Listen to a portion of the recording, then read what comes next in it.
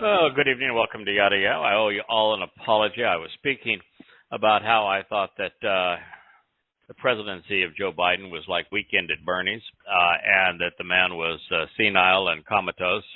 But I must be wrong, because old Joe Biden, well, he took out the 71-year-old Ayman al-Zawahiri. Zawahiri was Al-Qaeda's number two.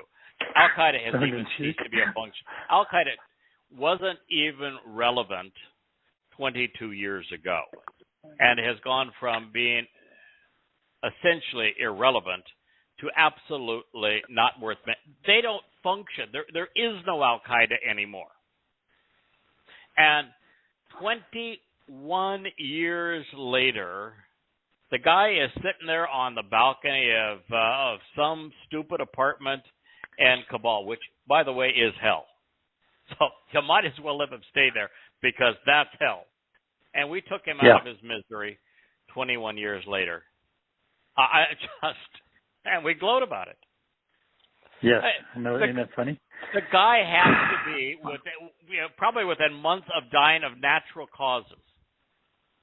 A guy that is part of an organization that gloated about flying planes into the World Trade Center and into the Pentagon, and tried to fly them into the U.S. Capitol, and 3,000 people died, billions of dollars worth of damage, and you gloat that 21 years later you're able to send in a missile off of a Predator drone and take the dude down in Kabul, when he's standing over his balcony looking at the closest thing to hell on earth.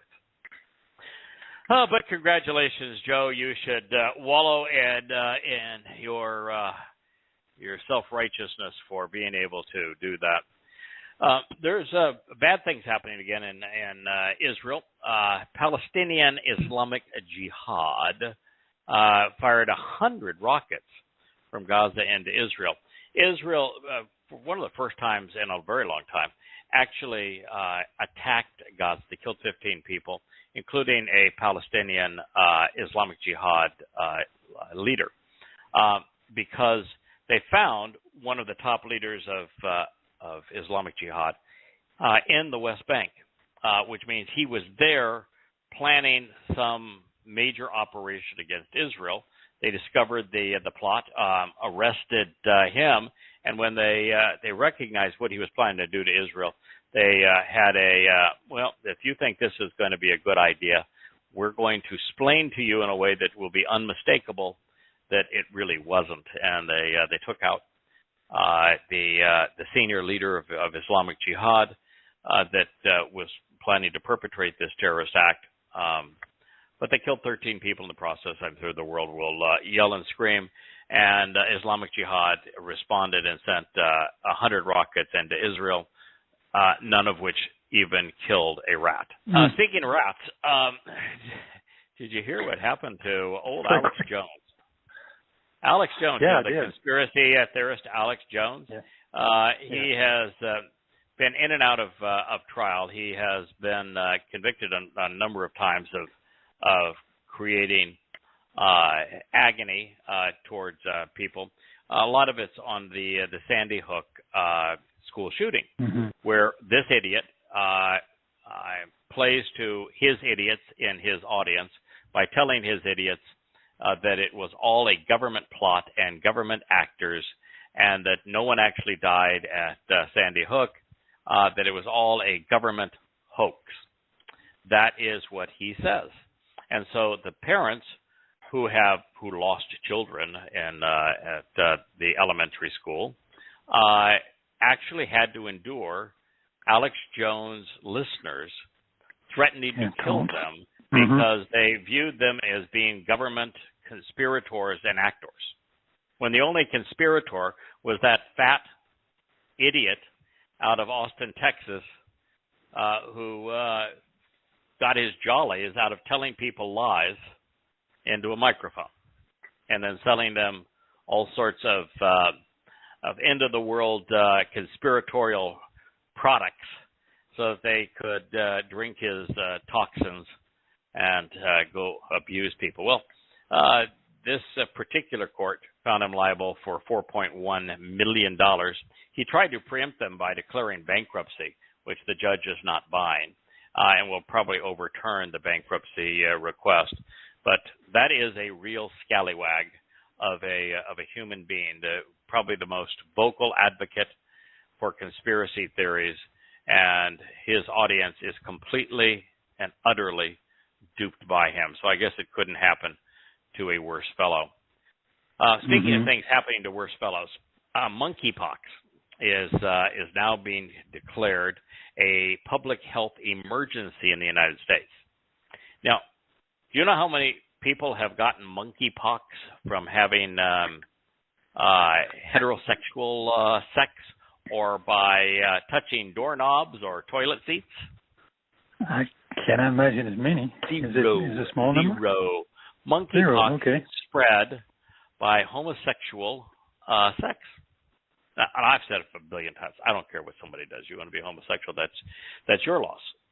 But you do whatever you know makes you happy. But if you've got a disease like monkeypox that is only spreading because some idiot decided to have bestiality sex with a monkey, and that it only spreads among people through homosexual intercourse among non-faithful companions, there is such an easy way to solve that you really don't need to have the government spend billions of dollars to resolve it. Nonetheless, I'm certain that's what we're going to do. I would like to return to where we were in Hoshea 43. I think we're 42:8 is where we were, and we're going to pick up towards the end of that chapter. We're going to postpone the 43rd chapter of Hoshea until next week, because I get one of the treasured opportunities to say I was wrong, and we're going to review just how wrong I was about Jacob. It was 10, 11, 12 years ago was my last edit pass through the material, but the last time I actually translated this material about how Jacob became Israel was probably 18 years ago. And I had come to the conclusion that Jacob was wrestling with Helal ben Shakar, Satan, and that by prevailing over Satan, God had named him Yisrael, as if being named Yisrael was an upgrade to Jacob. I was wrong. And so we're going to go in and we're going to talk a little bit about what the Torah actually says about Jacob. But first, here's the end of Hoshea 42. We'll go ahead and finish this chapter 42:8. And it reads, this is obviously God speaking, I am Yahweh. That is my name. Pretty straightforward statement. It's what God has said from the book of Bereshit, the first book of the Torah, all the way through Devarim and through every one of his prophets. It is the clearest, simplest, easiest way to know if, in fact, someone is speaking for Yahweh or is speaking for themselves. If you see Yahweh's name presented throughout the testimony, then the likelihood is that it's from Yahweh. If you do not see Yahweh's name, then there is a 0% chance that it's from Yahweh. So if you read the Christian New Testament and you don't see Yahweh's name mentioned once as opposed to 7 times a page, then you know it was not inspired by God. Throw it away. It's counterproductive. It is falsely inferring that it was inspired by God. If you read the Talmud and you see what's his name listed as his name or the Lord, throw it away. It was not inspired by Yahweh. Yahweh is very clear. He loves his name. He wants us to know his name and acknowledge his name. If you do not know his name, you do not know him. He does not know you. Knowing his name is the necessary first step towards reconciliation and towards being part of his family and entering heaven. He has but one name. His name is Yahweh.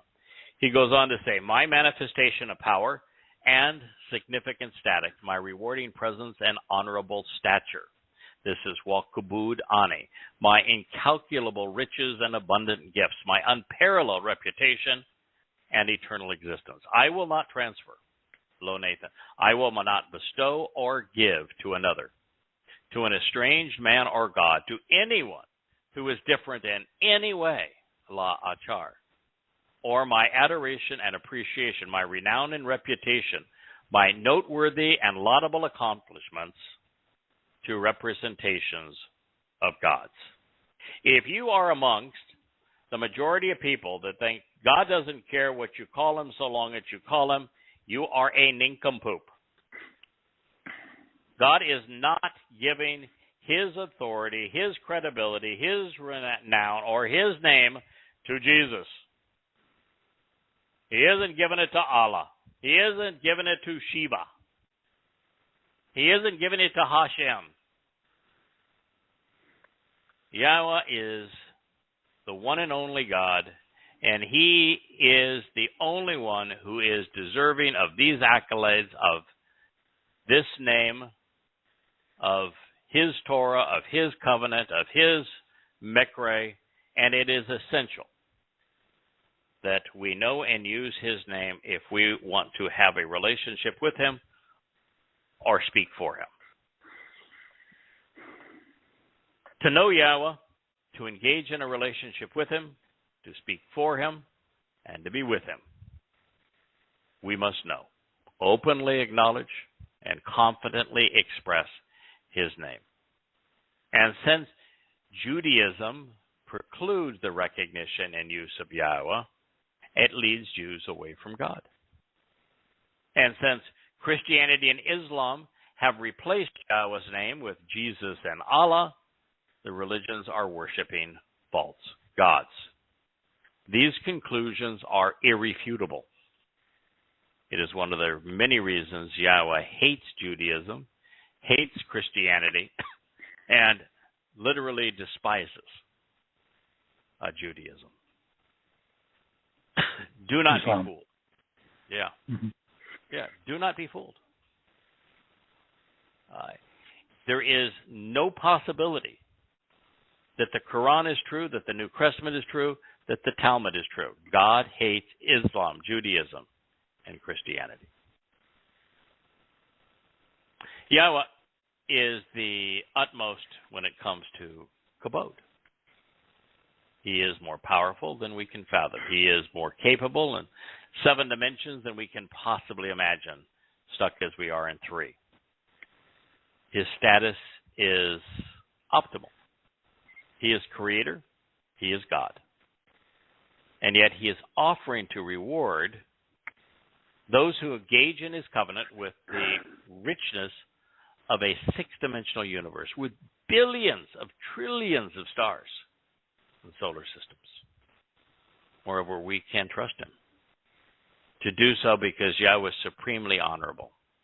In spite of the fact that only 1 in a million is aware of it, his reputation is unparalleled. His existence is proven and eternal. Imagine being God. You created the universe. This an enormous universe. You created this wonderful blue jewel of a planet in the middle of it. And then you conceived life in all of its beauty and interest and complexity. Then you reached out to the supreme being that you created to be like yourself, upright, to be conversant, to be thoughtful, and to be nurturing, to raise a family. Mm-hmm. And that being, after you engage with him and her, and that being after you communicate with him and her, after you make enormous personal sacrifices to elevate and enrich the lives of those individuals, They spit in your face. They say, no, we don't want to have a relationship with you. We really prefer these fake gods. Yeah, we don't want to be in a relationship. Religion is so much more fun because with religion, we can control people, we can fleece them, we can create gods in our own image. With religion, our gods will love us no matter what we do. So no, we don't want the real one. Can you imagine creating a universe and not 1 in a million of the beings that you created has any clue who you are? Not really. It baffles me. You walk with them every day. Yeah. I walk with them every day. Wow. However, be advised, the gifts that God is offering are for family only. There's no exceptions. Those estranged by religion will receive nothing. False gods, no matter how elaborately conceived or popular, or in how enormous their edifices may be, they're worthless. You can bow to Allah and pray to Jesus until the bulls come home, but there will be no answer. It is Yahweh alone who deserves our appreciation, the credit for having made us, for having revealed himself to us, for having saved us. The gods men and women have crafted over the millennia in support of their religions, their nations, their ambitions, are all counterproductive illusions. Jesus is no more God than a grasshopper. Allah is nothing more than Muhammad's alter ego. For the pathetic Twistians, desperate to give their Dionysian gods some semblance of credibility through replacement theology, Yahweh isn't the least bit supportive. God is not sharing his presence, his power with anyone, including the rabbis who have stolen his name and sullied his reputation. Men have made many gods, but there's only one God who made man. So what do you suppose the chances are that the religious institutions with economic schemes to protect revealed Yahweh's testimony in this last statement accurately? 0. Oh, for that answer, let's consider a sampling. How about the KJV, King James Version, which of course is funny in itself because there was no James when this was allegedly authorized. He was King Iams, and he didn't, by the way, authorize it. All he wanted was a translation that would remove the commentary that said that God never appointed a king outside of Israel, and most of the kings of Israel he didn't even appoint. And God's not fond of kings. And, of course, King Iams didn't much like that because he was insistent on telling everybody, like every king and czar and Caesar, and they're all across the board, Pharaoh, all of them, even Hitler claimed to have divine authority. Well, the KJV reads, I am the Lord. The Lord. That is my name. And my glory I will not to give to another, neither my praise to graven images. Of all of the times to get this wrong, this may have been the worst. Lord isn't in the text. Lord isn't a name. It's a title. Yahweh was written, and that is God's proper designation. Well, surely the New American Standard Bible will be literal. That's what they claim, that they are a literal translation. So surely they got it right. I am the Lord, that is my name. I will not give my glory to another, nor my praise to graven images. The only thing that they did different than the KJV is they wrote Lord with a capital L and lowercase O-R-D, while the King James has Lord in all caps. I don't know if that's an improvement. Now, giving substance to the notion that there is a conspiracy to hide the truth. The NILT. That's my favorite. I mean, when it comes to crafting a God in man's image, you can't beat the New Living Naughty Translation. The New Living Naughty Translation. Yeah, but dropped out Okay. of the N. Yep. I don't know why they do Very that. good. Well, the N's just misplaced. Okay. I am the Lord. That is my name. I will not give my glory to anyone else, nor share my praise with carved idols. So the moral of the story is, you can't trust religious people. So what about those who can actually read Hebrew? The Jewish sages, the rabbis, the professors, the theologians, the scholars. The JPS reads, I am the Lord. That is my name, and my glory I will not give to another, neither my praise to graven images. It isn't a language barrier nor insufficient education, but instead, defiance. It reads, Yahweh. We do not have the authority to take Yahweh's name away and to replace it with the title that he gave to Satan. That's not cool. Not religious, it's not righteous, it's not moral, not ethical. It's foul. It's just foul. There is a myth supported by such hideous translations that the Almighty is going to change his approach. It would be out with the old plan and in with the new one. But that is not what this says, nor is it consistent with any part of this prophecy. The first and foremost things to pay attention to will come to be at the proper time. Therefore, that which is renewing and reaffirming, I am demonstrably announcing and vividly revealing before they unfold, so that you may listen. If you have been given this site, this program, you've stumbled on it through a YouTube channel, you've come to it through the Yada Yahowah website, somebody has introduced to it, you've done a Google search for God's name, for an accurate translation of his testimony, and you are now listening to this, be aware. The first and foremost things is for you to pay attention.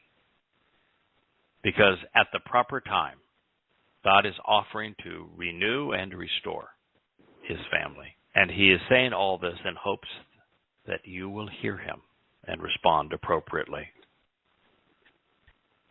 Many of the first and foremost things on Yahweh's agenda with humankind had been achieved by the time of this writing, which was right around 750 BCE. God had created the universe. He had conceived life. Those were fairly significant events. He had given Adam a nesalma, a conscience, to go along with his nephesh consciousness. He placed him in the Garden of Eden, tangibly demonstrated what he wanted to achieve with the rest of us. He had developed the covenant with Abraham. He had affirmed it with Yishak and Jacob, the latter becoming Yisrael, which is something we will learn a lot about in a moment. God delivered his children from Mitzrayim, the crucibles of religious and political oppression, and revealed his Torah to Moshe en route to the promised land. He had chosen and announced that Dod would be anointed, that Dod would be his son, that he would be his father, and that he would become Yisrael's foremost protector and prophet, ultimately establishing the nation, its capital, and its home. And there had already been a succession of prophets. These are among the many things that had already transpired. Enemies would come and go as his people wandered ever further from him. Nonetheless, Yahweh would continue to reveal himself through his prophets through the 5th century BCE.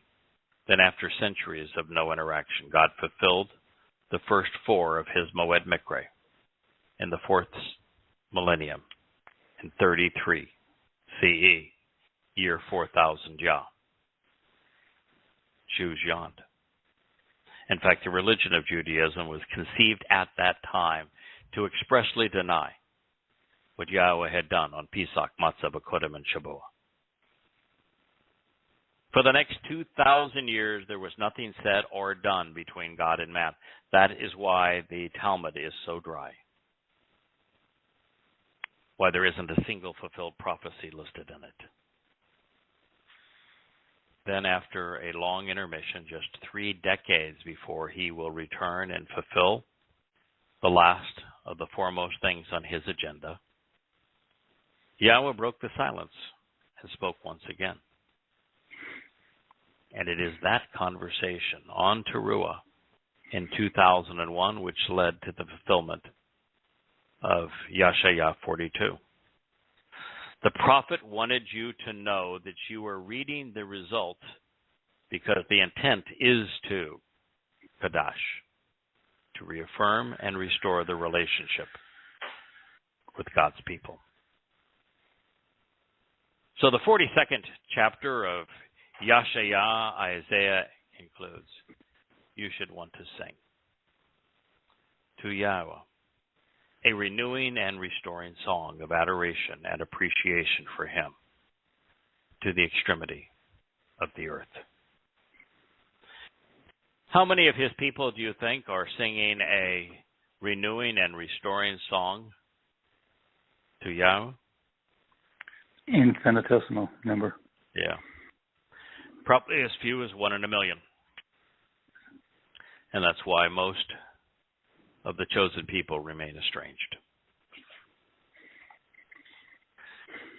Well, Kirk, I said that I wanted to jump ahead. This is 9 chapters ahead in the chronology of the translation. We were reading from and sharing the second to last chapter of the most recent book put on the shelf at the Yada Yahowah website, yadayah.com, for those who are listening. That's volume 8 of Yada Yahowah. It's Shana years, has God's calendar.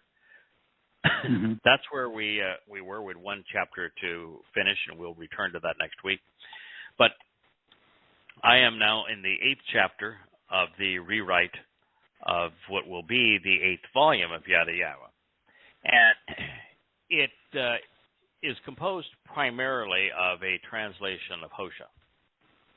And Hoshea essentially says, sit down and shut up. Because what I have to tell you is really, really sad. Exceptionally harsh, extremely disappointing. Israel, you're scum. My people are disgusting. They're religious. They are revolting. They have separated themselves from God, annoyed God, and are now estranged from God, and they're going to stay that way for a very, very long time. And it's because they have brought this horrendous state of affairs upon themselves. It is the most biting book amongst the prophets. So I'm going to share with you what how Hoshea talks to his people, Israel, in the 11th chapter of Hoshea, beginning with the 12th statement, and we're going to go from there to his comparison between Ephraim and Jacob, and then from there to how Jacob became synonymous with Israel. It is a not only an opportunity for me to do something that I think is essential. When we make a mistake, to admit it and to correct it. And second, to provide an insight so that Yehudim listening to this program might know that nothing much changed from father to son, as Jacob had 12 children, and they became Yisrael. This begins, Ephraim. Ephraim means worthless ash, useless carbon, piled up but rootless, It's not. There is no way to shape Ephraim in a positive way. It's a very negative name. Ephraim surrounds me with delusional lies and debilitating myths, with mendacious deceptions, none of which conform to reality, with sickening hypocrisy. And the family of Yisrael, individuals who strive against and contend with God, they do so with incapacitating and deliberately misleading betrayals of trust. Mira, with treacherous delusions, elaborate frauds, and the disappointing intent to beguile. In addition, Yahudah is yet again disassociating from God, even against the set-apart one, who is trustworthy and reliable. I was in marketing for a lot of years. You can't spin that. You can't put a pretty picture, a nice caption on that, and say, well, he's just a loving and concerned father. No, he is saying that all that he gets from Ephraim, which is 10 of the 12 tribes, is delusional lies and debilitating myths, and Israel, which is all 12 of them, is incapacitating and deliberately misleading betrayals of trust. And then Yahudah, who should be the star of the show, says they're constantly disassociating from God, even though God is trustworthy and reliable. Now, to their credit, the scholars behind the JPS, that would be the Jewish Publication Society, they got this one mostly right. Ephraim, I don't know what Kapathis, but Kapathis seems to be a favorite. Ephraim Compathus, me. I don't even know if I'm pronouncing that right. Compasseth. But Ephraim Compathus me. I guess that's a word that's supposed to mean surrounds me, but surrounds me, I guess. Yeah, encompasses me is might be one, but evidently that didn't sound religious enough. So Ephraim Compatheth me. Compass. So it sounds like I have a list with yes. lies. Yes, Yes. And the house of Israel with deceit. And Judah, why would you call him Judah? I mean, really.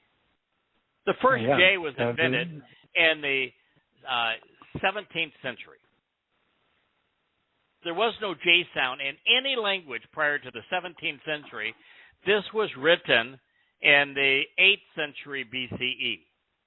2,500 years, they were Yahudah, and you want to misrepresent them as Judah. Or Jewish... that's not scholarship. Publishing Society. Drop the whole thing. That's not scholarship. No, it's not ethical, it's not moral, it's not intelligent. And Judah... By the way, this is the GPS doing this to themselves. I know, this is them. But they call it the Jewish Publication Society. Just to call themselves Jewish proves that this is true. Because the name God gave them is Yahud and Yahudah and Yahudim in the plural. And Yahudim means those who are related to Yah, those who are beloved of Yah. To call yourself Jewish is to say, I don't want to be related to Yah. I don't want to be associated. I don't want to be associated with any of that stuff. I want to pick the name Jew. Because that one was invented in the 17th century. And you get to wear the fancy little star.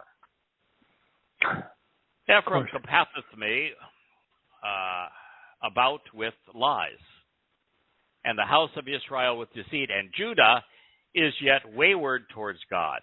And toward the Holy One, who is faithful. Well, it's a judgment call. I did not capitalize me in that translation of Hoshea 11:12. Since Yahweh isn't surrounded by lies, I think this is in Hoshea's voice, because he was the Israelite. Also, Totally Aman yeah. is about being trustworthy and reliable. It's not about being faithful. But other than those missteps, the JPS reveals who was doing what to whom. The KJV, however, was not even close with their conclusion. They began the same way. Ephraim compasseth me about with lies, and the house of Israel with deceit. But Judah yet ruleth with God, and is faithful with the saints. I mean, you got to be a Shakespearean actor to do this, yeah. There is no basis within Hoshea's statement or in reality for ruleth. There's no basis for obeys, faithful, or saints. Or saints, right. Moreover, they completely misrepresented root, which speaks of disassociating, not ruling or obeying. The fact that Yehudah was also wandering away from God like Ephraim, and so it is only Yahweh who is being truthful, not Judah. Yeah. Further, there is nothing more disrespectful than replacing Kodesh set apart with this religious myth of saints. Similarly, the NILT, New Living Translation, or as I like to say, New Dead Not a Translation, got this all twisted around. Israel surrounds me with lies and deceit, but Judah still obeys God and is faithful to the Holy One. Well, really? Israel and Ephraim have been interchangeable since both names were used. For this to have been called a translation, both should have been conveyed. They only picked one. Not only is there no basis for obeys in this statement, there is no such word in Hebrew.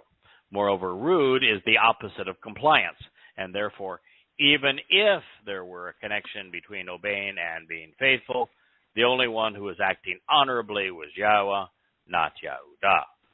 And speaking of Yehudah, or Yahweh, neither is holy. Yeah, the closest Hebrew word to holy is choli. It's typically transliterated as holy, and it means for shit. You know, you are looked it up you're many a piece times, of garbage. Oh, yeah. Choli is as bad a word as they have in the Hebrew language. But you go for it if you want to. Yeah. Yeah, that's a bad choice. Judaism would become an elaborate fraud to beguile Jews. This goes on to say, Ephraim, useless dust, associates with befriending and shepherding, attending to, enabling evil. Ephraim accompanies and has interests and vices in common with a familiar and decidedly troubling and harmful spirit, Ruach. He pursues and chases after that which blows in and is received from the east all of the time. He continually increases the delusions associated with false gods and the resulting plunder, oppression, and destruction. They establish a covenant with Asher, with the goddess of good fortune and the blessed mother of God, and also that which is fruitful and desirable, therefore is directed toward the religious and political oppressors. Hoshea, he liberates 12:1. This is not flattering. Ephraim, synonymous with Israel, associates with, befriending and shepherding, attending to and enabling an evil spirit. Well, there is only one notable evil spirit, that is Hasatan. It isn't a good idea to be shepherding on behalf of and enabling the desires of Satan. But that's what God said. He pursues and chases after that which blows in and is received from the east. We're going to talk about that for a moment. There's only one thing that comes from the east. That is variations of the Babylonian religion. It's in Babylon where religion and politics first emerged together and were institutionalized. And what God is saying is that the gods of Judaism in particular are false. And he uses Rabbah, which actually besmirches the rabbis in the process. Mm-hmm. Good point. Yeah. Promoting those false gods is plundering the people. It is oppressive. It is destructive. It is shad. It's equivalent to subjugating them. They establish a covenant with Asher. And you might wonder, well, how did that happen? If you look at the practice of Judaism, when Muhammad was getting buying his Talmud reading so he could create his Quran in Yathrib, one of the things that he came to do is he said, well, if the Jews are celebrating Ashura Day, then we ought to as well. So the single most important day on the Shia calendar each year is Ashura Day.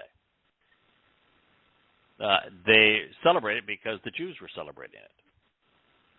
So Jews were very much into celebrating Ashura Day. As a matter of fact, the Jewish calendar begins with the new year on Rosh Hashanah, which will come up soon, as opposed to it being Towrah, and it is a celebration of the Babylonian religion. They have a month named Tammuz, which is named after the Son of God in the Babylonian religion. Son of the Sun, yeah. Yep. This is not a good thing. So Yahweh, his Ruach Kodesh, set-apart spirit, and Shabbat Malach, orderly arrangement of the spiritual messengers and envoys, are not the only spiritual beings in the universe. To say you are spiritual is probably a bad idea because you're likely identifying with Hasatan, the adversary, and his cadre of demons, who are also Ruach.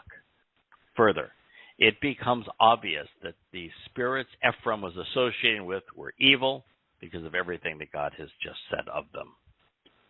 In the previous statement, it was revealed that Ephraim was promoting delusional lies, debilitating myths, and mendacious deceptions. He was acting like a complete hypocrite to the detriment of God's people, incapacitating Israel by deliberately misleading them while betraying their trust.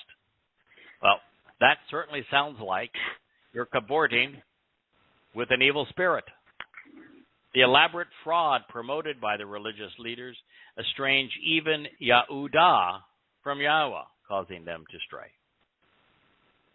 Therefore, when we read in that next line, stating that Ephraim was Ra'ah Ruach, we realize that these spirits were evil accomplices, decidedly harmful co-conspirators, misleading shepherds. The Ruach were familiar to Ephraim because they shared the same interests and vices. Deception, that's Satan's hallmark. Religion is his business. Counterfeiting is his methodology. Estrangement from God is always the result. By saying that Ephraim Radaf pursues and chases after Kadam, that which blows in from the east, we know that his religious philosophy originated in Babylon, where it was initially conceived and practiced. Babel is not only where Baal, the Lord, was worshipped as God. It is in Babylon, that the preponderance of the people were confused and confounded by intermixing political and religious myths, while commingling truth and lies. Even the English term Bible comes from Babel, and it means with the Lord. The Israelites, however, were not content to simply adopt what they received from the East. They embellished it. They augmented the religion, ultimately offering their Babylonian Talmud and their spiritualist Zohar for Kabbalah. False gods would be worshipped by those who would reject Yahweh. And as a result, the people were oppressed, they were plundered, they were subjugated, they were devastated.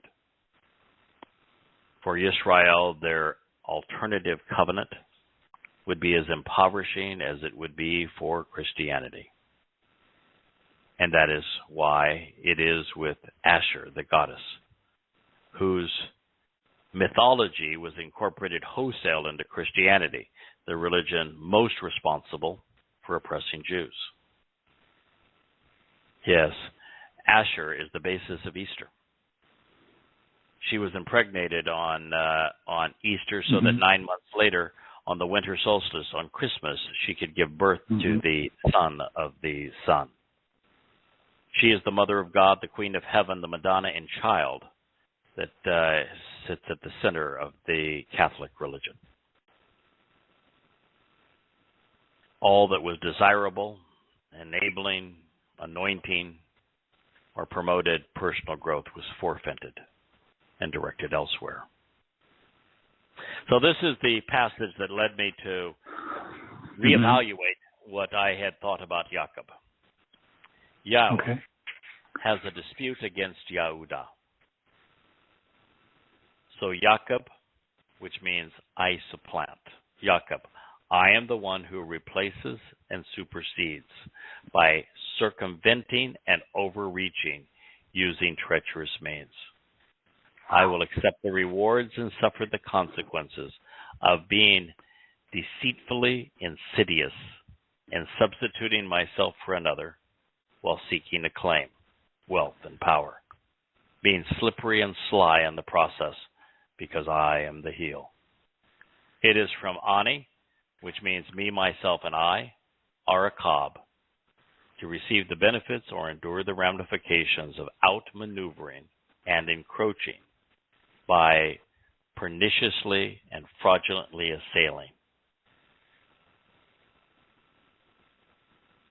He will hold accountable Jacob according to his ways and consistent with his deeds and practices. Hoshea 12:2. So obviously the Christian theologians responsible for the King James Version and the New Living Translation were wrong in their assessment of Yehudah and their rendering of the previous statement. But why didn't they go back and correct their mistake after reading this? Obviously, Yehudah is in conflict with Yahweh, and the grievance is so significant in that God has vowed to hold them accountable for what they have done. I mean, just read the next statement, and you know your translation is wrong. They haven't the honor to do what we're doing, the character to do what we're doing. When you make a mistake, which we all do, that's part of being human. Growth. But when you make a mistake, go say, hey, I was wrong. But you know, we're going to learn something because now we get to go back and analyze it, figure out how we made that mistake and correct it and learn something new in the process. Just as Ephraim is being used interchangeably with Israel, so too is Jacob. The distinction is that while Ephraim always excludes Yehudah and Benjamin, Israel can include or exclude them depending on the context. And Jacob includes them all. Since God is fair, he will hold his people accountable for corrupting his message, harming his family, and removing his name from his Torah and prophets. Far more Israelites will be judged and condemned than granted access to the covenant. So now that the battle lines between good and evil have been drawn, let's take a moment and examine how Jacob became known as Yisrael. Now for that, we turn to Bereshit 32, where we find Jacob, who having met with Yahweh's Malach spiritual envoys, sends them off to reestablish his relationship with his brother Esau, who he fears and is trying to placate because of the way that he has treated him in the past. Before we begin, you may have noticed that the preceding statement contained I'm sure you noticed, a significantly harsher definition of Jacob. Mm-hmm. And while this one is accurate and deserved as the father of the children of Israel and as a recipient of the covenant's blessings, quite frankly, I had been reluctant to use it. Every time I tried to define Jacob, because I always put in a parenthetical, okay, Jacob, and, it's based upon Ani and Akab, and, okay, so what does it mean? I kept on saying, okay, what can I write here that isn't awful? Because when you look at Akeb, every definition of Akeb is awful. And, this is the father of Yisrael. Yeah. And it's really uncomfortable to say his name is, I'm a jerk. Yeah. That's tough to do. But when you listen to what I'm going to share with you, it's not so tough anymore. So before we commence here, I want you to appreciate I've been reluctant to do it, but now in this context and in the light of where God is about to take us, I think it is completely justified. I think it is necessary. My wife has known it for a long time. She has been hounding me. Says, you aren't treating this man as he deserves to be treated. But boy, we dug into what really occurred in the Garden of Eden. We found that Adam had behaved badly, as had Chawah. That Chawah took a grudge out of it, and we had to tell the truth. This is what really happened. And then we turned to Abraham, and oh my goodness, the man is pimping Sarah out, lying to people, and pimping his wife out for riches. Yeah. And I was bothered by the fact he wasn't very smart based upon his comments, but oh my God, what a terrible thing to do. And my favorite character by far is Dode. And there are some times in Dode's life where he really does some dumb stuff. And it's tough to write about somebody that you admire saying that. Even Moshe in the last part of his life. Now, Moshe, to his credit,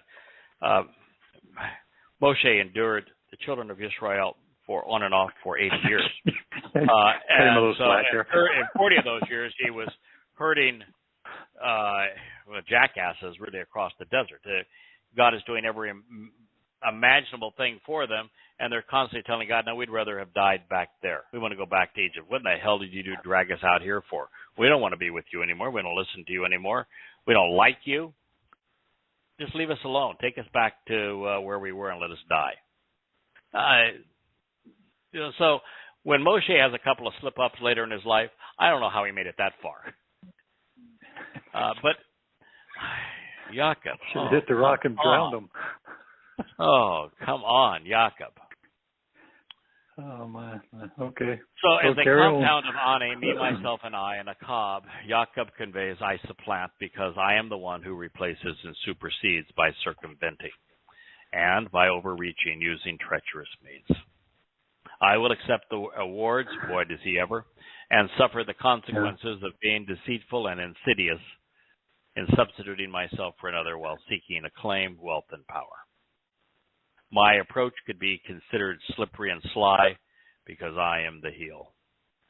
Akab means to receive the benefits or endure the ramifications of outmaneuvering and encroaching by perniciously and fraudulently assailing the rights of others.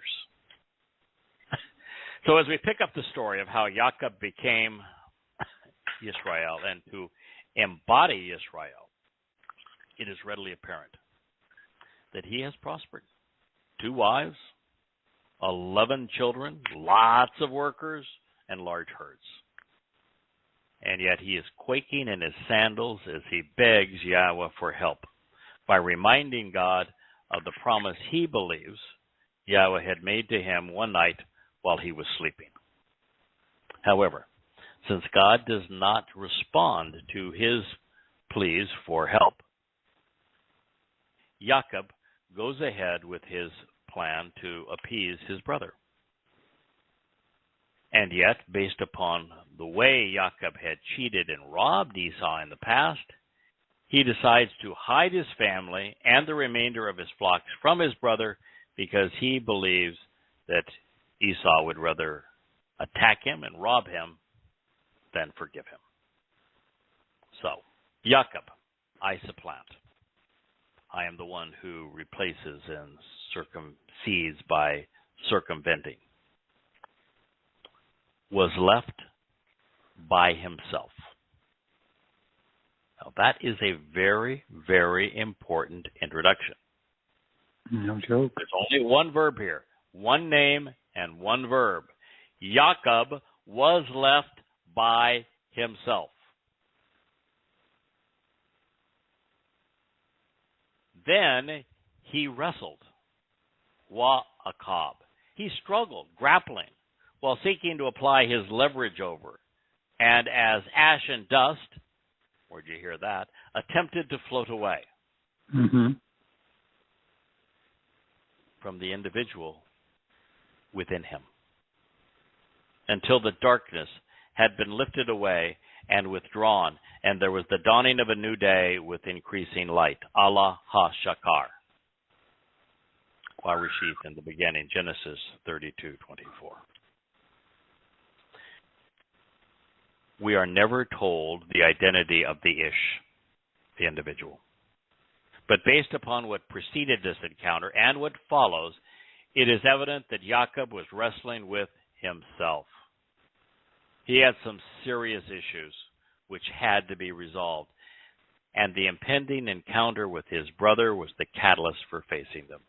Jacob was praying to God rather than listening to him. He was trying to reacquaint himself with and appease someone Yahweh hated, repeatedly referring to Esau as my Lord and to himself as his servant. And unlike Moshe endured after him, he had all the courage of a panicked rabbit. He was preoccupied with being blessed as opposed to being of benefit to others. He was insecure and he was self-absorbed. He was desperate for the approval and forgiveness of a family member who by all rights should have hated him.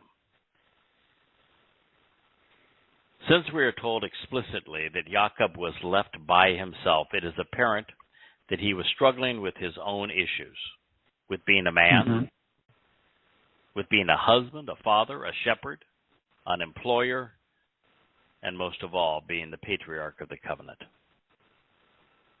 Until he could overcome his fears, his doubts, his need to be served rather than serving, and his propensity to be dishonest and duplicitous, he was of no use to anyone. The verb used in this statement, akav, means to grapple with someone. It speaks of trying to use leverage over another.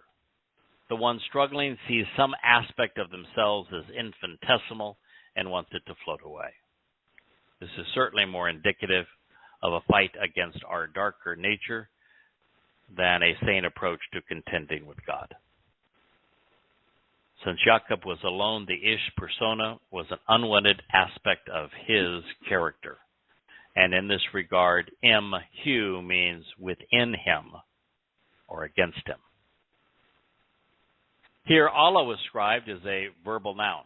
It is indicative of the rising and ascending or lifting off and taking away, and can also be translated as to withdraw or remove.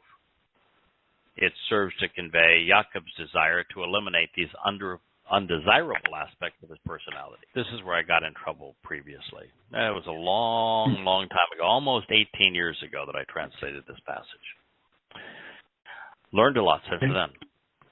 As a verb and as a noun, hashakar speaks of many things, including trying to ward off darkness while seeking to pursue the light, in addition to establishing an enlightened relationship for a new day.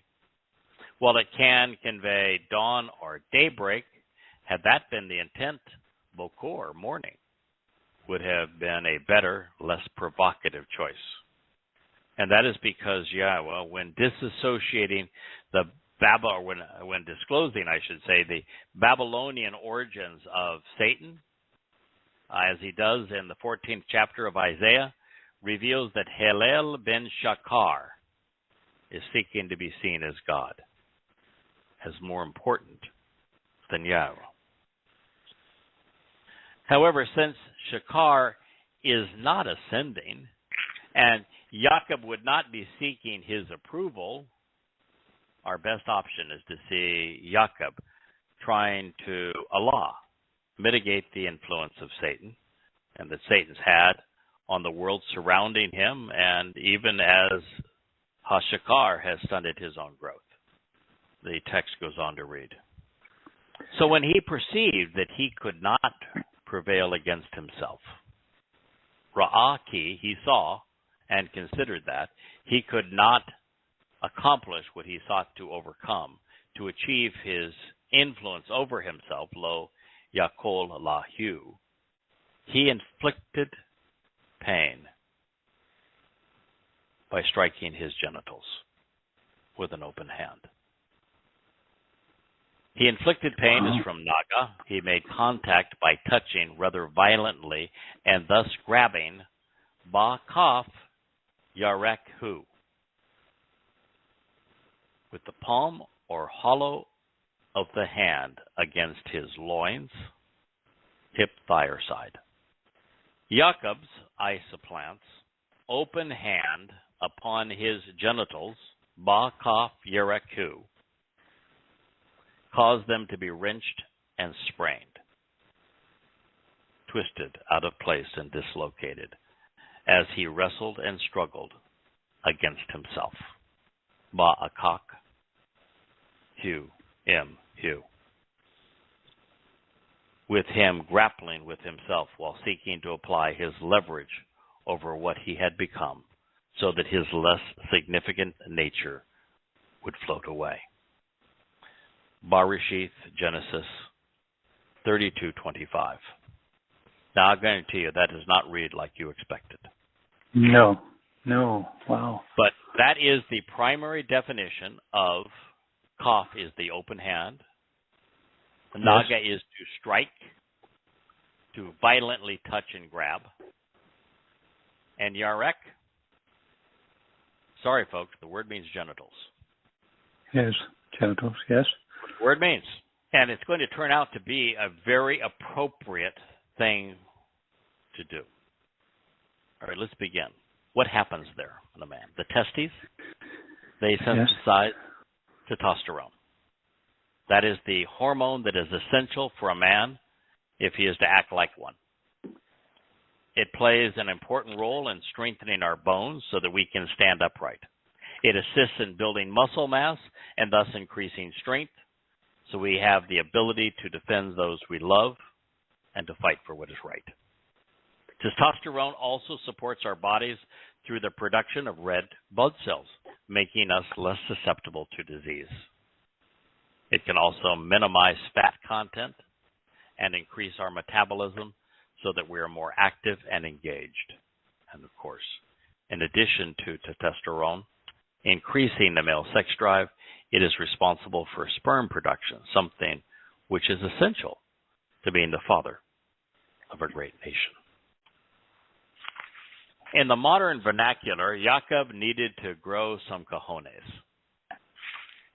Therefore, in this battle against the worst of his nature, he grabbed hold of his as if to say, I got him, and I need to start using him. But if you find this too graphic, a little too offensive, even sexist, then he struck his side or hip rather than his loins. And then he said, you should want to be released and sent away from me, because by lifting away and withdrawing the darkness, there will be the dawning of an enlightening new day. Allah ha-shakar. However, he went on to say, I will not send you away. I will not dispatch you, letting you go, unless accompanied by you commending me, praising me, you showing favoritism toward me, acknowledging that I am better and more worthy, and thereby blessing me.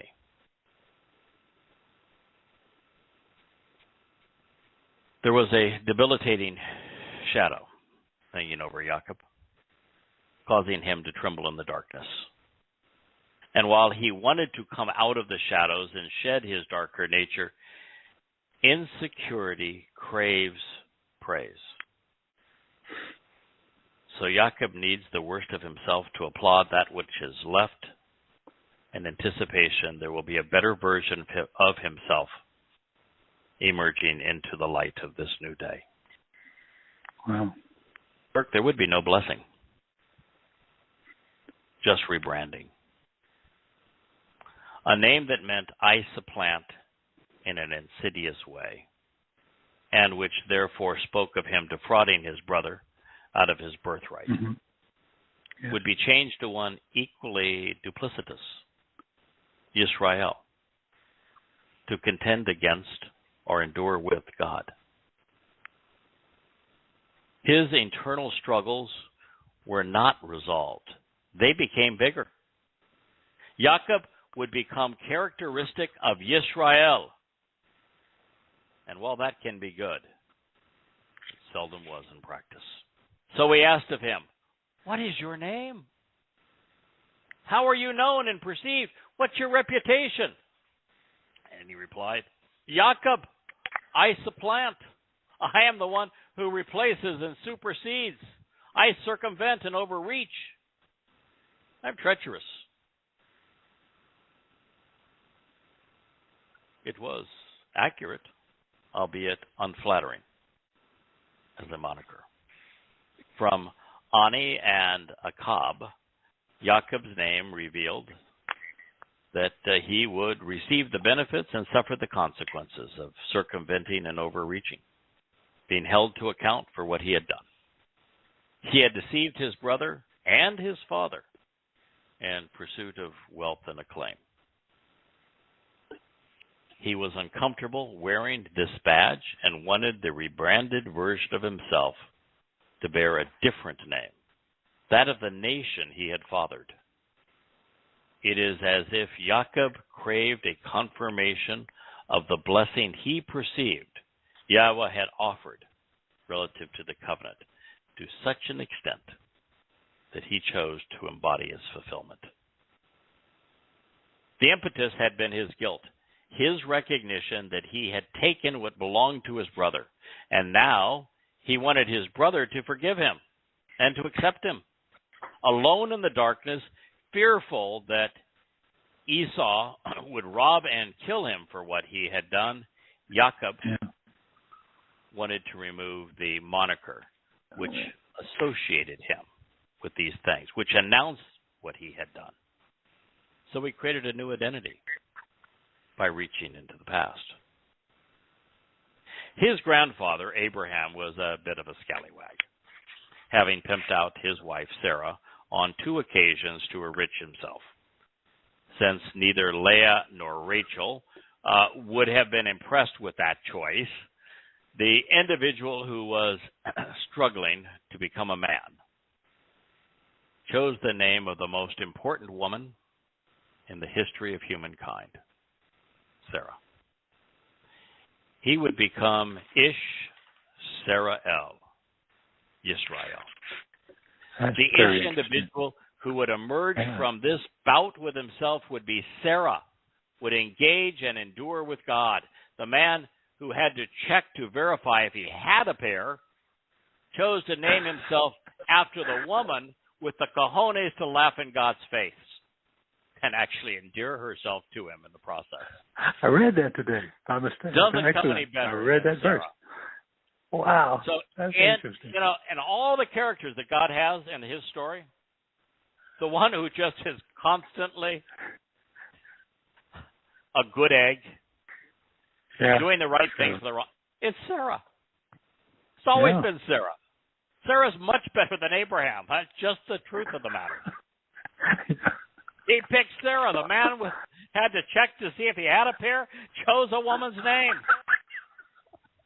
That's rich. I like it. It's just the truth. He said to himself, "Lo, Jacob, not a heel who encroaches. Your name and reputation should now be spoken by contrast as Israel, an individual who either engages and endures with God or contends against the Almighty. This is because even as you have struggled with God, you will engage and endure with the Almighty." Just in case you think my definition of Yisrael is a reach, Yahweh says, Sarah M. Elohim. Yisrael, folks. This is because even as you have struggled with God, you will engage and endure with the Almighty, Sarah M. Elohim, and with human nature, Ba'em Ish, and against the individual persona. And you have become more capable, gaining understanding and confidence in the process. Barashit, in the beginning, Genesis 32:28. For the Ish individual, haunted by his past and struggling with his future identity, his legacy would be known as Sarah M. Elohim.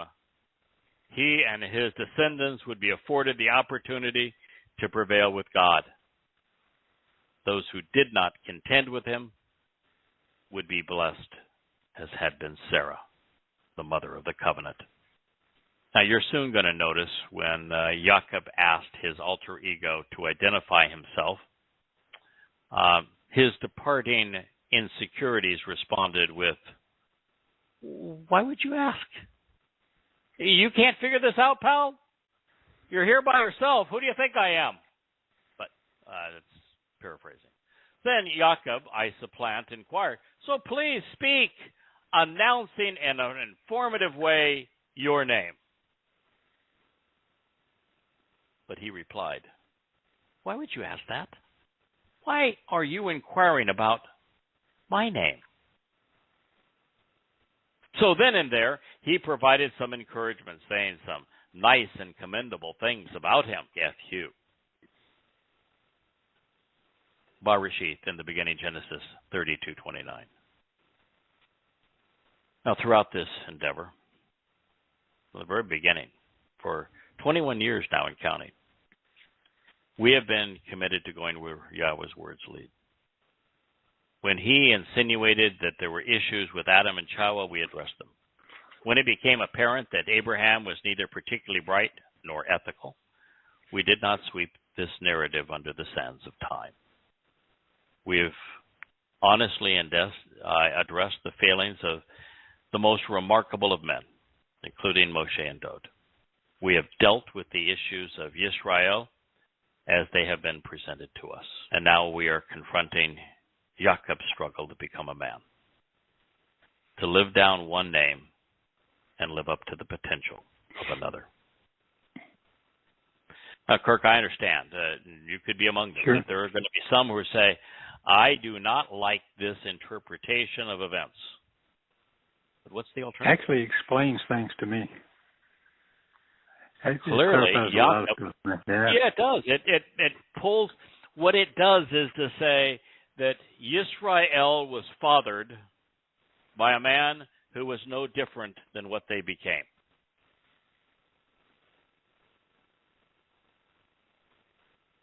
Clearly, Jacob was haunted by what he had done to his father and to his brother. He was so plagued by his personal insecurities that they had influenced his thinking and affected his relationship with Yah. And during the bout, he was alone, dealing with the issues which had caused him to go into hiding. You know, just one episode, and Jacob's life has always bugged me. You know, he went up to one of the most ungodly places on earth, Haran, and he said, "Okay, that's the one that I want."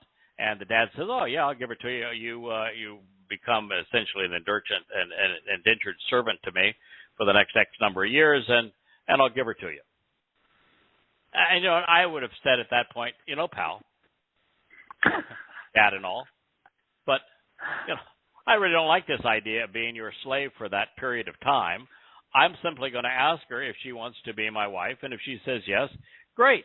So anyway, he does the slave thing. He becomes the indentured servant and works for dear old dad, who is using his daughter as compensation. Sure. If the guy produces for me, I'll give you my daughter. What the hell? I don't care about her.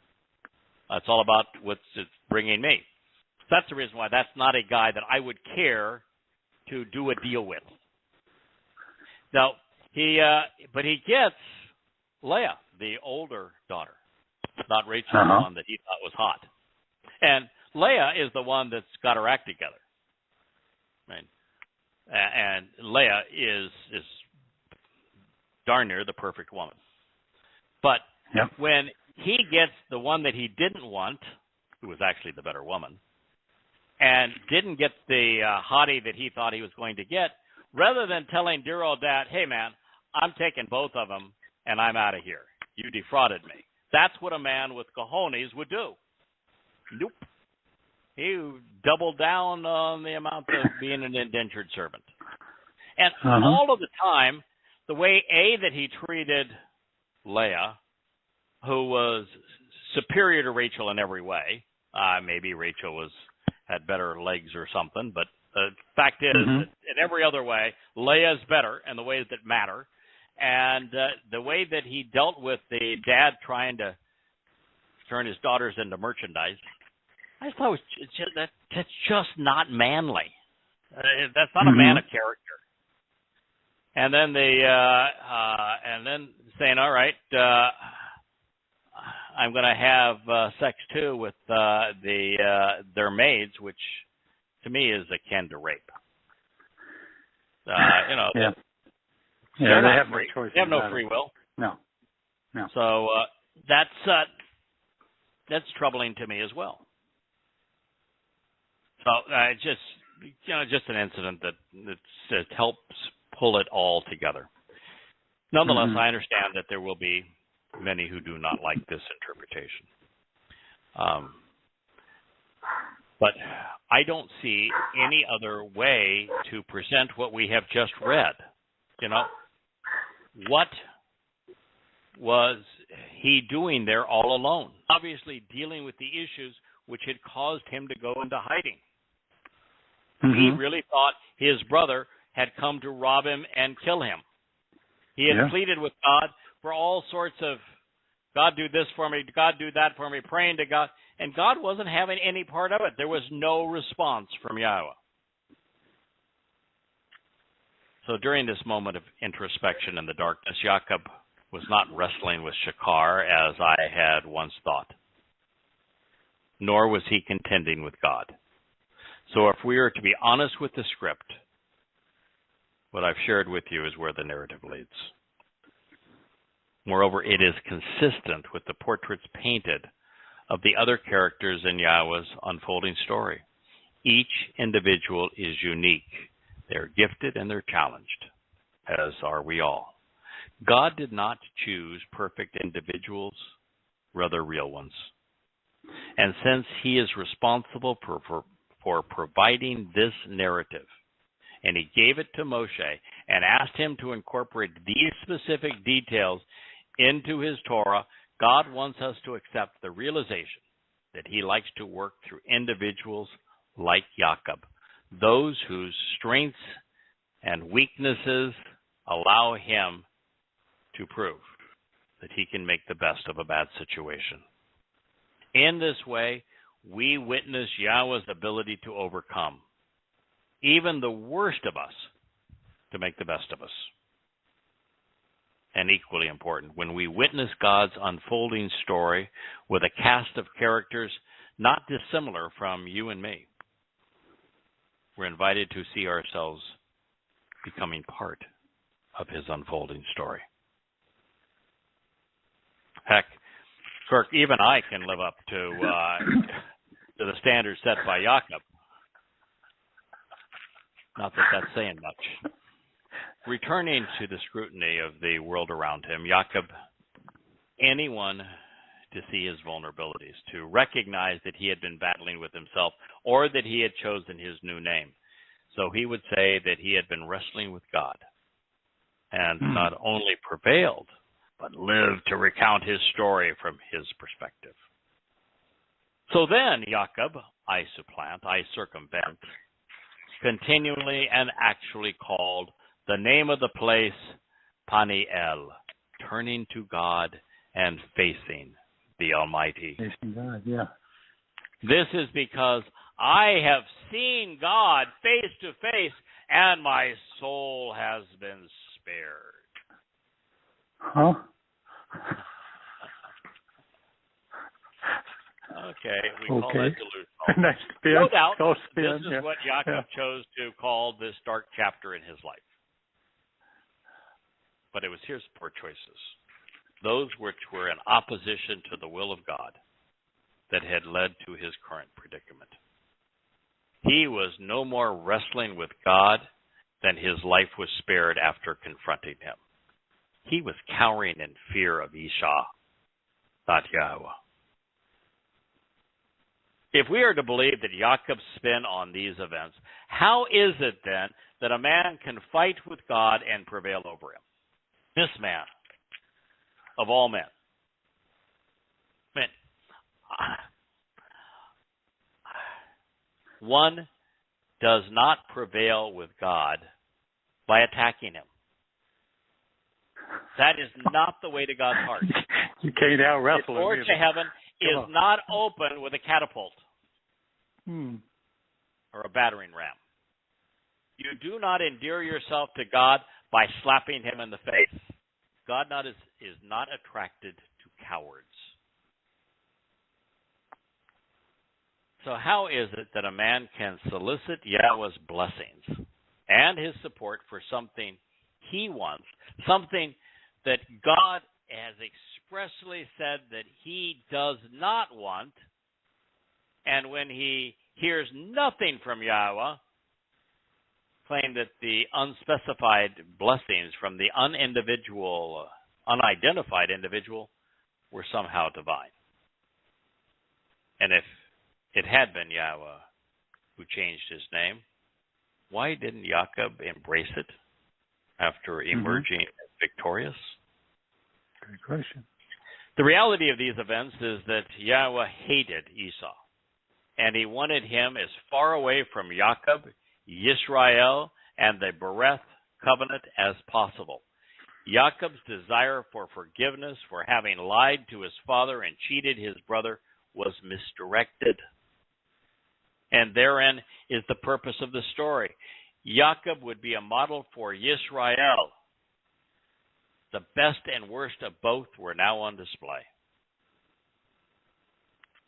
The story of how Jacob deceived Yishak, it's recounted in Bereshith, Genesis 27. Therein, Esau is appraised by Jacob, or Yishak, his father, of what Jacob has done to mislead his father and then defraud him. He said, this is Yishak speaking. Your brother came dishonestly, deceptively, and treacherously with the intent to betray. He has grasped hold of, accepted, and taken away your blessing. So he responded, was he not rightly pronounced and named Jacob? I supplant. I am the one who replaces and supersedes. For he has grasped my heel to restrain and circumvent me, ultimately supplanting me these 2 times. He took away my birthright, and now, behold, he has taken my blessing. Bereshith, Genesis 27:36. Based upon the assessment of his father and his brother, I suppose my pronouncements regarding the deficiencies in Jacob's character rather mild. Certainly, he had issues. Nonetheless, he may have been the best draw in a lousy deck. When we consider the flaws manifest among the characters that Yahweh worked with, it makes me shake my head and say, I'm sad. Because that's the best we could offer. Anyway, after the blessings, the brothers went off in search of brides. Esau went to reconnect with Ishmael and promptly claimed his daughters, while Jacob headed to Haran, which would have been a month away on foot. The text reads, Then Jacob, I supplant, withdrew from Beersheba, the well of 7 promises, and walked to Charan to be scorched by the sun. He was stricken, falling down, and he pled for assistance within that place, and he stayed through the night there because the sun had gone. He selected and obtained from the stones of that place one he could put as a headrest and pillow, and he lay down in that place, and he started dreaming. And behold, livening the narrative and changing the scene, a ladder standing prominently on the earth, and the top touched the heavens. Now, enhancing the narrative, the messengers of God were ascending and descending with it. Well, we are not told the extent of the accident or how long our troubled journeyman pled for help after his fall. We know that he hit his head and became delusional. He even channeled his inner Babylonian and Muhammad with the stairway to heaven and choosing one of the stones to ultimately idolize. Charan, scorched by the sun, was not a desirable destination, but he was in no better place with his head cradled on the rock. Jacob was hallucinating. Before his wondering eyes should appear, behold, Yahweh stood above or on it, and he said, I am Yahweh, the God of Abraham, your father, and also the God of Yishak. Now, I'm going to finish this statement. We'll continue to record for those who listen to the archives, which is about 99% of the listenership to this program. But it will no longer be broadcasting as of about now. So behold, Yahweh stood either above it or on it, and he said, I am Yahweh, the God who dangles from ladders. No, the God of Abraham, your father, and also the God of Yishak. The land which you lie upon, it to you I will give it, and also to your descendants. Okay. Let's be real. There is no heavenly ladder. God does not stand above this non-existent device. And should one exist, a spiritual being would not use it. Moreover, the only reason to address someone who is asleep is to convey a message without having to interact with them. Obviously, Abraham was not Jacob's father. But since Yishak was exceedingly disappointed in him for having deliberately deceived him, Jacob deprived Yishak of the title, not unlike what Israel has done with Yahweh. Wow, good note. Since he was headed to Charan, and since it was the lone destination listed, be aware it was not given to Jacob, to Abraham or Israel. It is north of the Euphrates River and present-day Turkey. It was Abraham and Sarai's, Abram's at that time, and Sarai's final sleepover en route to the Promised Land. And while the testimony indicates that Jacob was in La La Land, and later insinuates that he fell down, go boom in Bethel, that scenario was no better.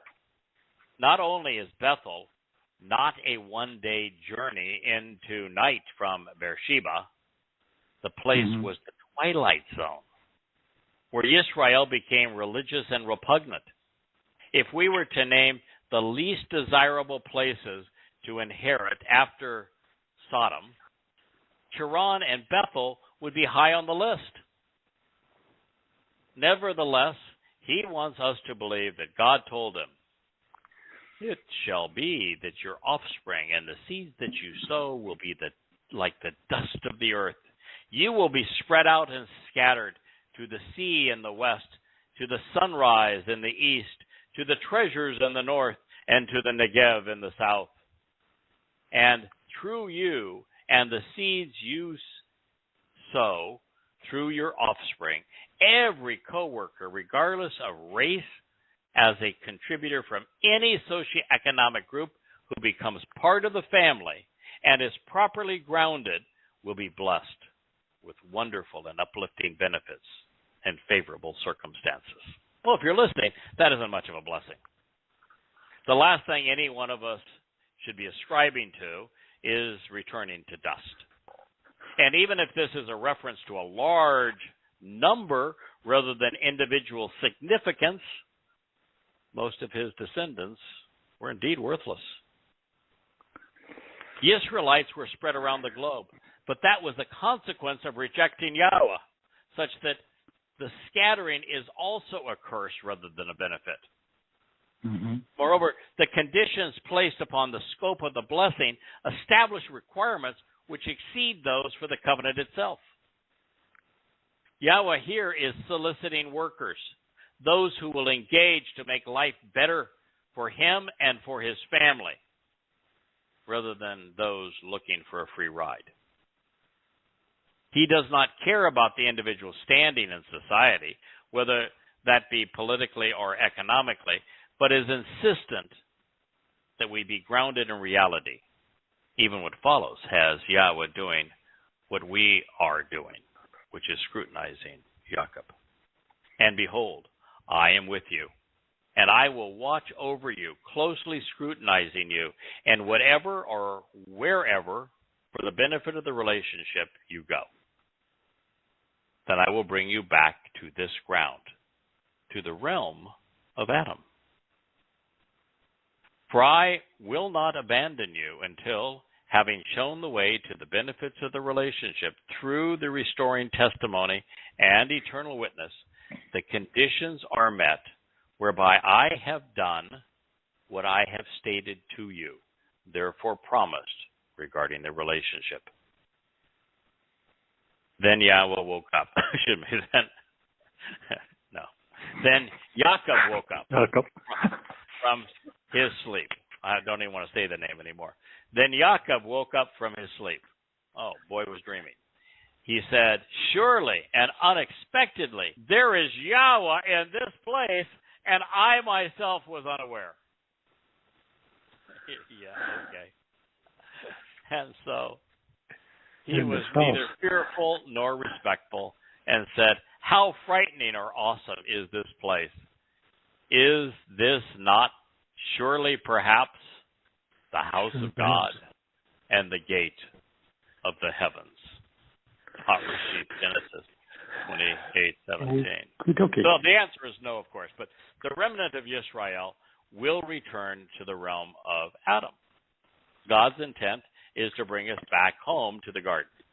And so, should this be in Yahweh's voice, he will never abandon his children. His goal has always been to lavish those who choose his covenant with many benefits. But the points Jacob was making, the answer is no to each of those questions. Jacob posed when he woke up from his dream. Yahweh was not hanging around Bethel. It was a religious hellhole. And the gateway to God, indeed the house of God, are both in Jerusalem above Moriah. Bethel is 80 miles north of Beersheba, and thus a 3 or 4 day journey by foot. Jacob could have not made it this far by sunset. So while we do not know where he was, he did not know either. And the story only gets worse. So in the early morning, Jacob iced a plant, grabbed hold of the stone which he had set as his headrest, and then he appointed and placed it upon a stone pillar, and he poured oil on top of it. And he called the name of the place Bethel, house of God. But nevertheless, Luz was the name of the city at first. Then Jacob, I supplant, made a vow, promising by saying, if on the condition God will be with me and will pay attention to me, watching over and scrutinizing me in this way, wherever I go, and will give me bread to eat and clothing to wear, and I return satisfied and reconciled to my father's household, then Yahweh will be for me as God. And this stone, which I have placed for a sacred memorial pillar, will become God's home. Further, everything that you give to me, I will be sufficiently enriched to set aside a tenth of it to you. Yuck! In spite of what Muslims believe, stones are not gods. Black, pillow-shaped, or otherwise. Anointing a stone to commemorate a dream is a horrible idea. Stones are stones and nothing more. This place was not, nor will ever be the house of God. And if there was a city named Luz, it has never been located, and would have been either Canaanite or Hittite. What's that? You know who claims that stone? It's the English, is the one under the throne where the name of the thing. They claim that's where it came from. Yeah. Isn't that amazing? Wow. So good for them. Canaanite and Hittite town would have been home to pagan gods. Moreover, if there was a city, what was he doing sleeping on rocks? Jacob's vow was especially indicting. If God does this, that, and the other thing for me, and I am completely satisfied and sufficiently enriched, I will give him back a tenth of what he has given me. Jacob didn't bother to say, I'll be observant, but instead demanded that God observe him. He was not offering to feed the hungry or clothe the poor or even produce something worthwhile, but instead to be fed, to be clothed by his personal chef and butler. Even worse, his recognition of Yahweh as God was contingent upon him being reconciled with his father, whom he had deliberately defrauded. Jacob needed to be shalom, satisfied, prosperous, healthy, safe, blessed, and at peace for him to accept that Yahweh was God. He even needed his stupid anointing of a stone to be accepted as God's house.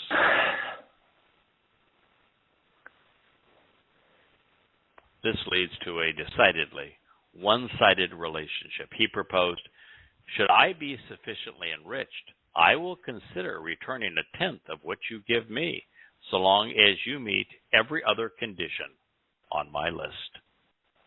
Wow. Before we rejoin Hoshea, there is yet another bleak portrayal of Jacob that we should consider. It is found in Hoshea 41:14, where once again we find Yahweh making the best of a bad situation.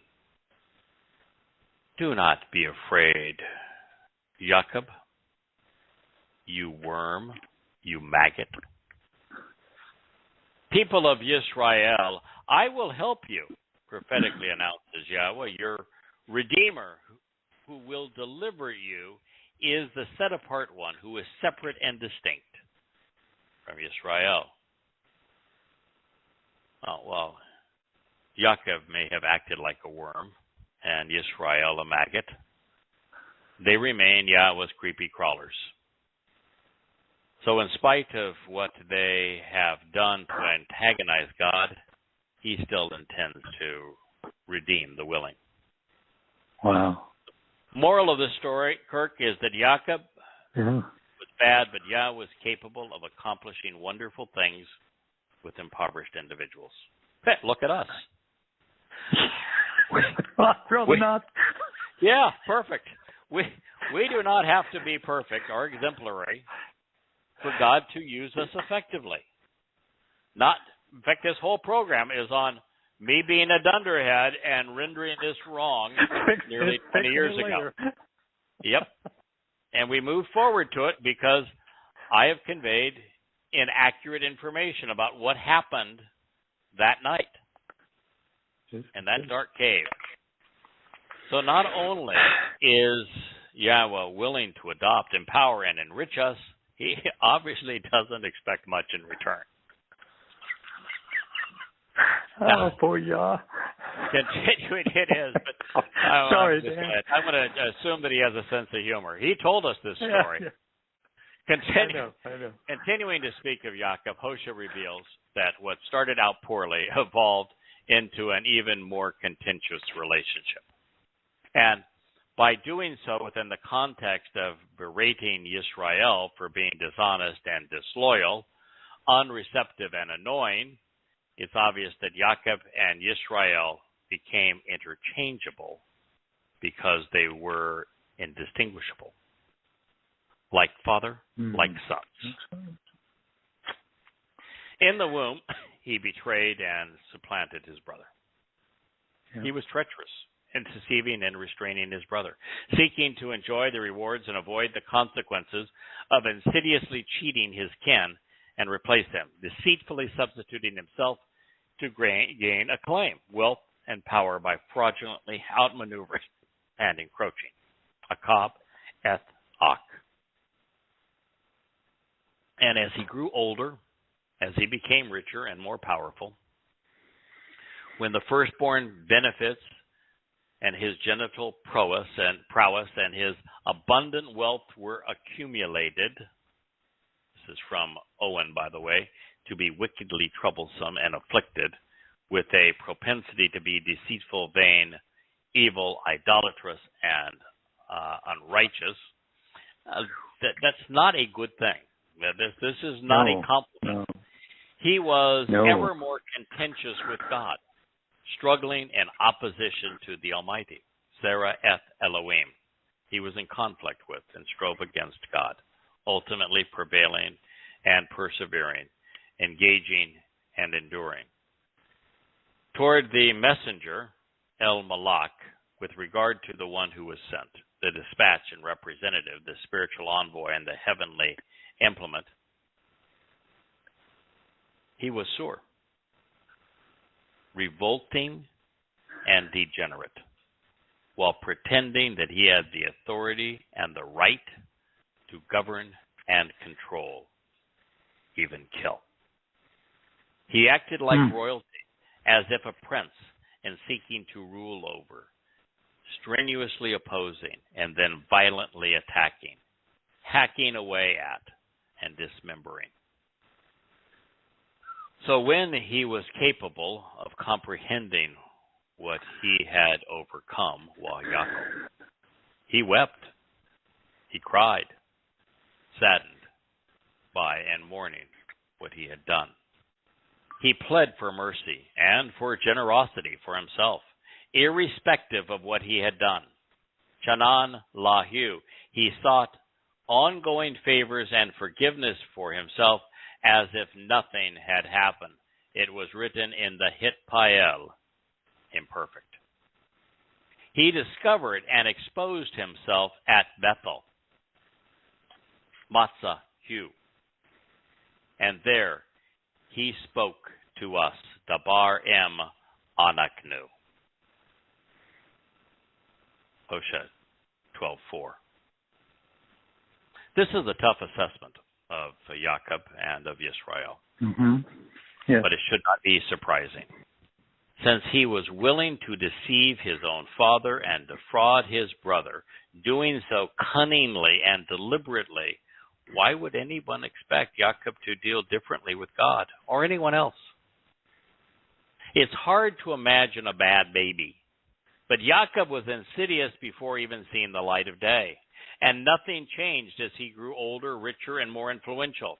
He was contentious with God as he was treacherous with his brother. With this review, it becomes apparent that our assessment of Jacob is consistent with Hoshea's, especially when this statement is rendered accurately. Jacob is decidedly negative, indicating that such an individual is fraudulently seeking to outmaneuver an adversary while supplanting and betraying his friends and family. Similarly, Sarah, while afforded the opportunity to convey positive attributes, is typically contentious.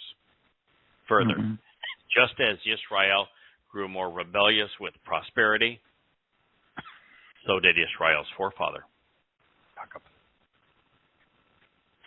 As rough as the preceding verbs have been, both are mild compared to Sur, which is exceptionally awful.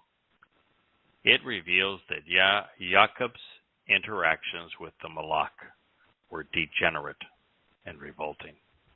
Jacob acted as if he were royalty and had the right to lord over them and demean them. He tried to control them. When that did not work, he attempted to kill them, hacking away at them as if trying to dismember them. His behavior was so egregious. When he finally came to his senses and realized what he had done, he wept bitterly. But even then, it was a contrived temper tantrum designed to solicit pity. Yes, he pled for mercy, and he asked for forgiveness. But based upon the Hitpael stem, his plea was irrespective of what he had done. All the while, he continued to seek favors for himself. Also, Hoshea's testimony does not suggest that he met with God or heard from God. We find neither Yahweh's name nor his title in Hoshea 12:4. All 5 verbs were ascribed in the third person masculine singular, showing Jacob as the subject, coming to understand, weeping, pleading for favors, finding himself, and speaking to us. The objects of the concluding verbs were Hu, himself, with both Chanaan and Matzah, and Anaknu, us, with Debar. Therefore, Hoshea is confronting what we surmised.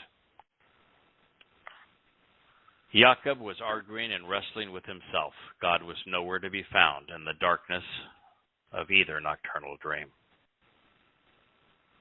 But you could not discern any of that by reading English translations. The Jewish Publication Society wrote, "In the womb, he took his brother by the heel, and by his strength he strove with a godlike being." He strove with a godlike being. It actually says God there. So he strove with an angel, and he prevailed.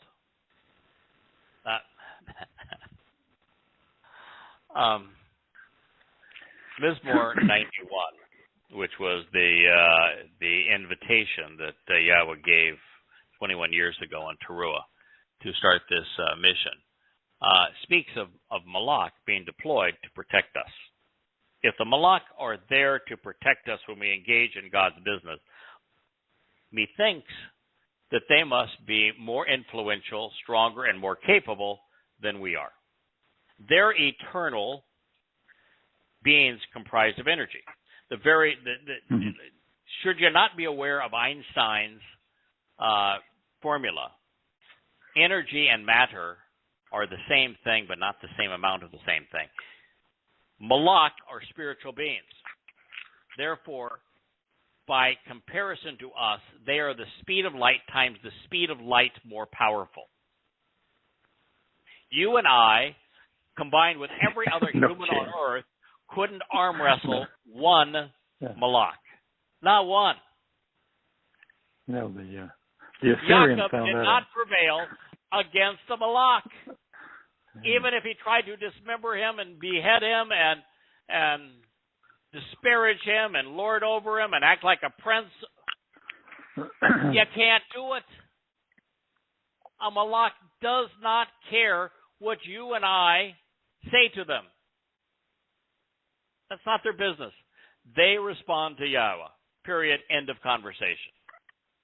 This is so damn ridiculous. That's the JPS.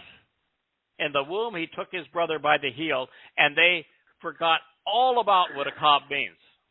Look it up. And by his strength, he strove with a godlike being. Well, that part actually says God. He contended with God. And he strove with an angel, and he prevailed. He wept, and he made supplication to him. At Bethel, he would find him. And there he would speak with us. The literal standard version. Oh, this is a jewel. In the womb, he took his brother by the heel, and his strength, he was a prince with God. Really? No, contending with God. He was a prince with God. Sarah, by the way, Sarai meant princess, and so people think that, well, then Sarah must mean princess. And so I guess he was transgender, and they just didn't, it wasn't appealing at the time. And so it really, if you want to use Sarah as, in that way, he was a princess with God. Transgender wasn't popular back then. You have way too much fun doing this. If they had only known it, they could have been leading edge. They could have been progressive. There you go. Indeed, could have been progressive. Indeed, he is a prince to the messenger. Messengers have princes. Okay. Oh, all right, princess. Whatever. A lot of insight. And he overcomes by weeping. He overcomes by weeping. And he makes supplication to him. At Bethel, he finds him, and he speaks with us. And the he is capitalized in both occasions, meaning it's God. Okay, for the dying, not a translation, the note. Even in the womb, Jacob struggled with his brother. And when he became a man, he even fought with God. Oh, boy, what a powerful guy he must have been. And he wrestled with an angel, and he won. And he wept, and he pleaded for a blessing from him. From what? From the angel that he beat up? Or with the God that he fought against?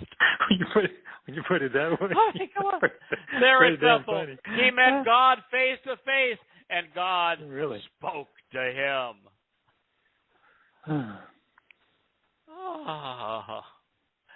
And there ends the reading of the Torah pursuant to Jacob. Oh, my. I feel dirty. I mean, I just do. It's just so sad to have to present the forefather of Israel in such a disastrous light. Terrible light, yeah. Mm-hmm. But I'd make up any part of this.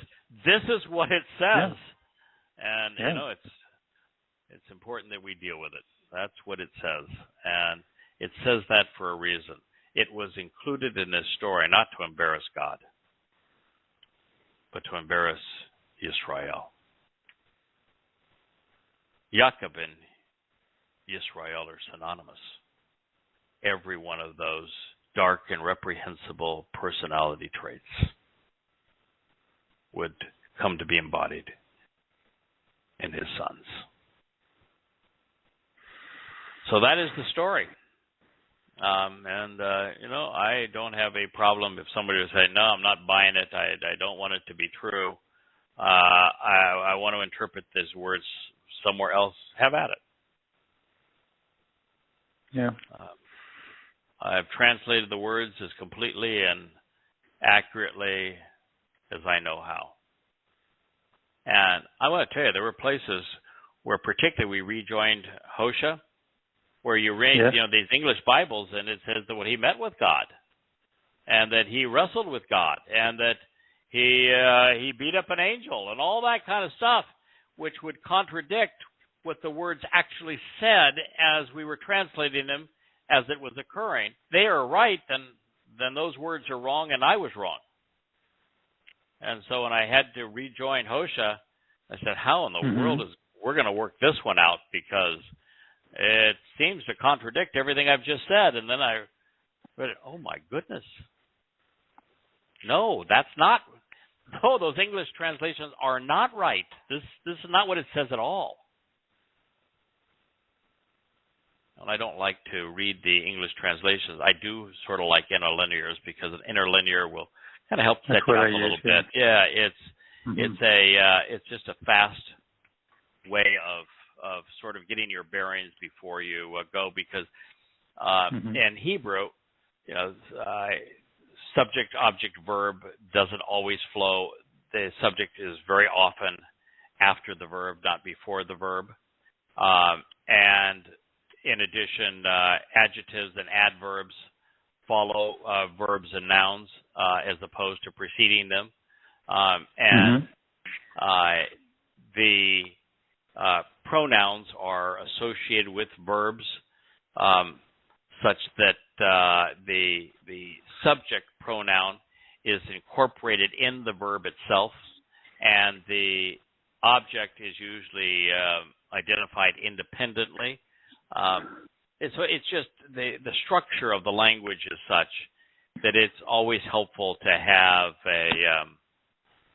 an interlinear handy, so long as you don't take it to heart, because in this case, what their rendering was, even as I was reading he, it said God. And I was saying, wait a minute, Hugh means himself or he or him. Doesn't say God. Why are you saying that God was here?